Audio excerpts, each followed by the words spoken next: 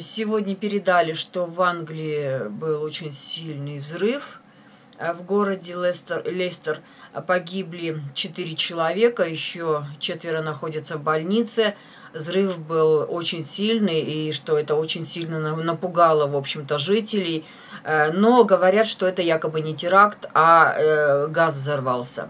А вот 20.01.2018 года в разделе «Европа» я давала предсказание под номером 14. Факел поджигает дома. Так вот, если посмотреть на видео, где вот этот, в общем-то, дом взорвался, то действительно, как будто это, в общем-то, был факел. Спасибо за внимание.